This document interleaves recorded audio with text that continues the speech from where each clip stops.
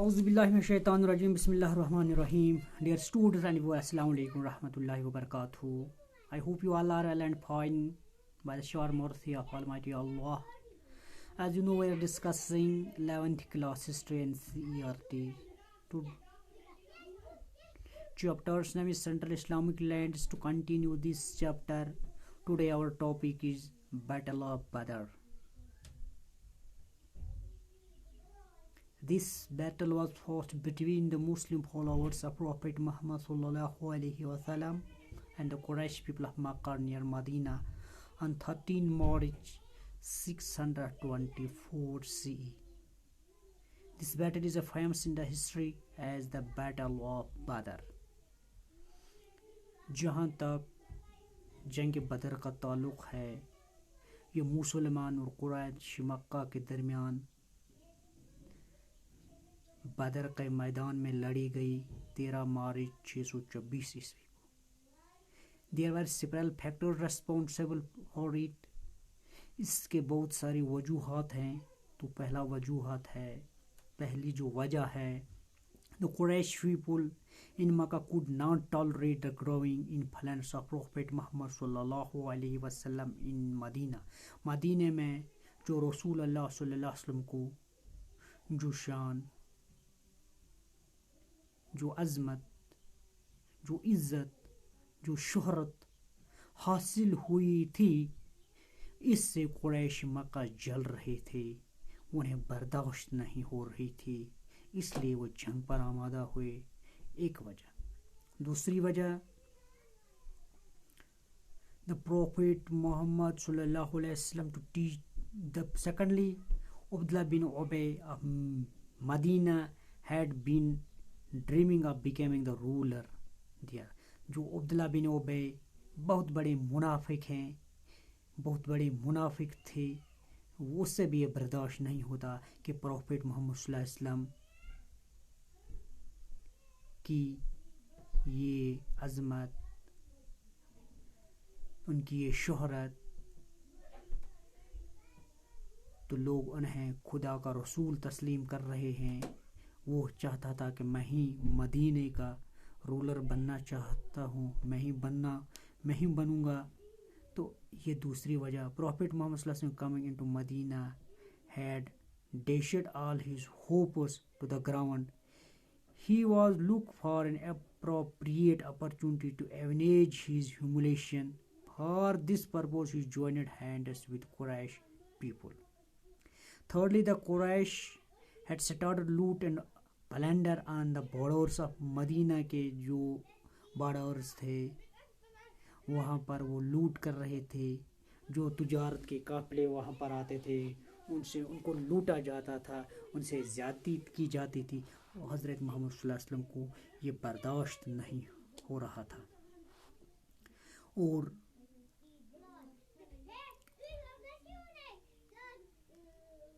therefore he declared war again.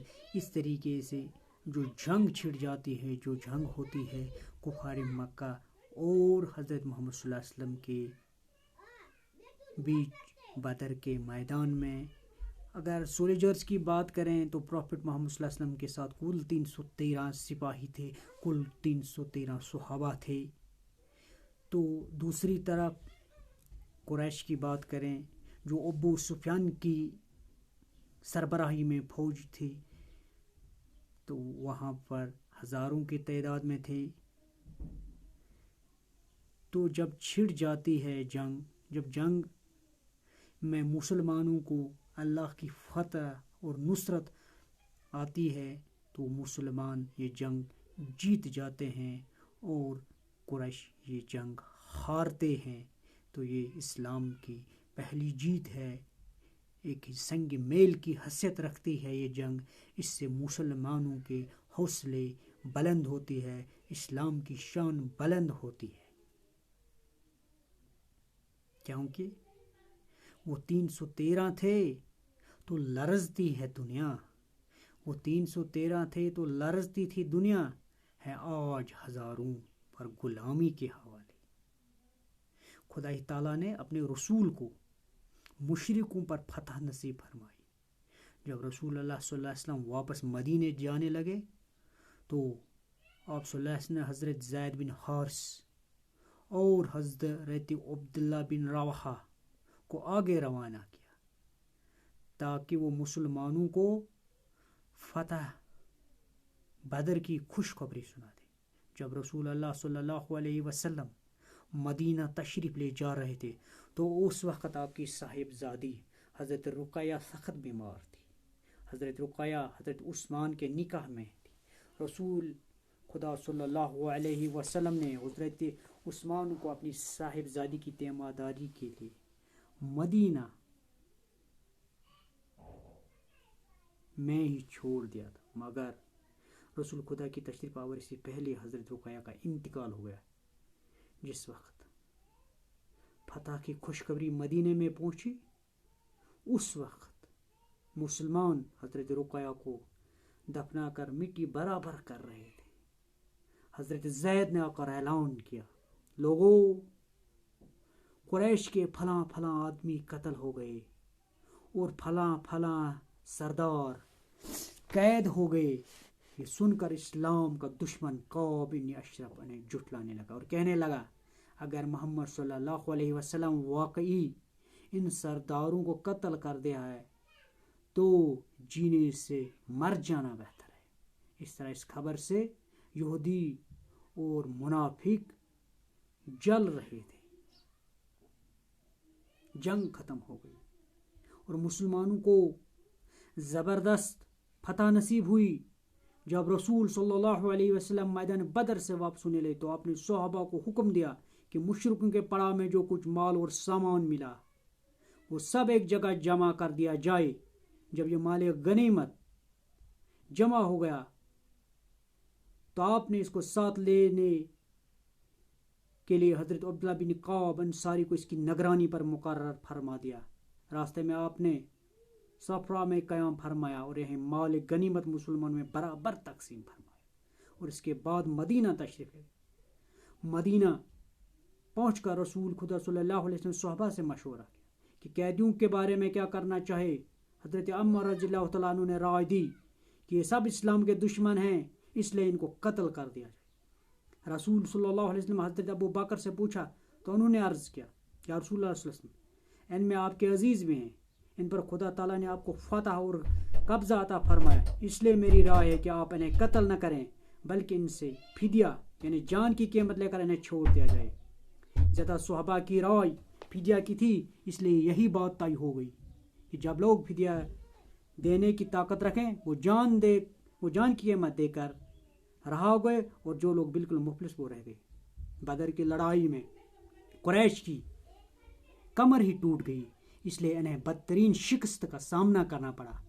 قریش کے جو لوگ قید ہوئے تھے ان میں وہب ابن عمیر بھی تھے جو بعد میں مسلمان ہو گئے. ان کے باپ عمیر رسول اللہ صلی اللہ علیہ وسلم کے جانی دشمن تھے. جب انہیں اپنے بیٹے کی گرفتاری کا حال معلوم ہوا تو یہ ایک روز صفوان ابن امیہ کے پاس گئے. صفوان مکہ کے ایک بڑے سردار تھے اور رسول اللہ صلی اللہ علیہ وسلم کے سخت دشمن تھے. انہوں نے بعد میں اسلام قبول کیا. جہاں بیٹھے تھے یہ دونوں باتیں کر رہے تھے، اس جگہ کا نام حجر تھا. یہ دونوں ان قریش سرداروں کا ذکر کر رہے تھے جو جنگ بدر میں قتل ہو گئے تھے. ان سب کے مرنے کے بعد اب خدا کی قسم زندگی میں کوئی مزہ نہیں رہا. عمیر نے کہا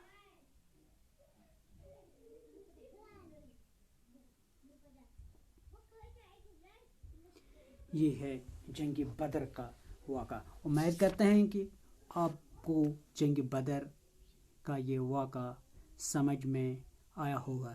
انشاءاللہ اسی ٹاپک جو ہمارا یہ ٹاپک چل رہا ہے سینٹرل اسلامک لینڈز، اس میں اور بھی جو امپورٹنٹ ٹاپک اور بھی جو ٹاپک اس میں رہ گئے انشاءاللہ آہستہ آہستہ ہم ان پر بھی بات کریں گے. تب تک کے لیے فی امان اللہ.